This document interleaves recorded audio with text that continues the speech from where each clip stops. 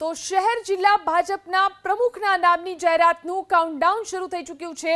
આજે સાંજે અથવા તો આવતીકાલે પ્રમુખના નામની જાહેરાત શરૂ થશે। શહેર જિલ્લા ભાજપની જાહેરાતમાં 50% રિપીટેશનની શક્યતા છે। બિન વિવાદિત પ્રમુખો રિપીટ થાય તેવી પૂરી શક્યતા છે।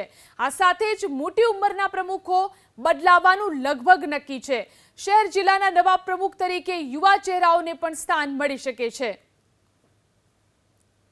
તો કાઉન્ટડાઉન શરૂ થઈ ચૂક્યું છે। આજે સાંજે અથવા તો આવતીકાલે પ્રમુખના નામની જાહેરાત શરૂ કરવામાં આવશે।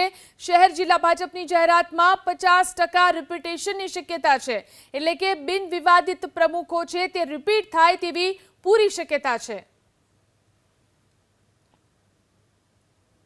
તો અમદાવાદ શહેર પ્રમુખના નામની પણ ગમે ત્યારે જાહેરાત થવાની શક્યતા છે। હાલ અમદાવાદ શહેર પ્રમુખ તરીકે 4 જેટલા નામ ચર્ચાઈ રહ્યા છે। એલિસ બ્રિજના ધારાસભ્ય અને વર્તમાન શહેર પ્રમુખ અમિત શાહ રેસમાં મોખરે છે। આ સાથે જ યુવા મોરચાના પૂર્વ અધ્યક્ષ ડોક્ટર ઋત્વિજ પટેલનું નામ પણ ચર્ચામાં છે। તો દરિયાપુરના ધારાસભ્ય કૌશિક જૈનનું નામ પણ શહેર પ્રમુખની રેસમાં છે। આ સાથે જ અમદાવાદના પૂર્વ મેયર ગૌતમ શાહ પણ શહેર પ્રમુખની રેસમાં છે।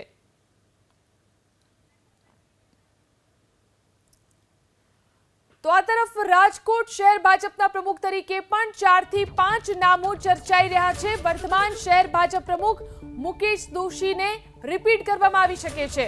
તો શહેર ભાજપ મહામંત્રી માધવ દવેનું નામ પણ શહેર પ્રમુખ તરીકે ચર્ચાઈ રહ્યું છે। કોર્પોરેટર અને પૂર્વ સ્ટેન્ડિંગ કમિટીના ચેરમેન પુષ્કર પટેલનું નામ પણ આ રેસમાં છે। તો પૂર્વ સ્ટેન્ડિંગ ચેરમેન કશ્યપ શુક્લના નામની પણ જાહેરાત થઈ શકે છે।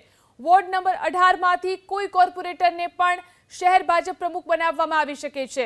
કોઈ મહિલા ચહેરાને ઉપર પણ પસંદગી ઢોળવામાં આવી શકે છે।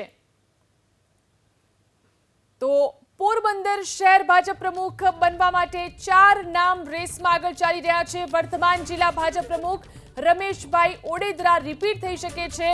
આ ઉપરાંત પૂર્વ જિલ્લા ભાજપ પ્રમુખ વિક્રમભાઈ ઓડેદરાનું નામ પણ રેસમાં ચાલી રહ્યું છે। યુવા મોરચાના પૂર્વ પ્રમુખ અજયભાઈ બાપોદરાનું નામ પણ ચર્ચાઈ રહ્યું છે। તો પૂર્વ જિલ્લા ભાજપ પ્રમુખ કિરીટ મોઢવાડિયાને પણ પ્રમુખ બનાવવામાં આવી શકે છે।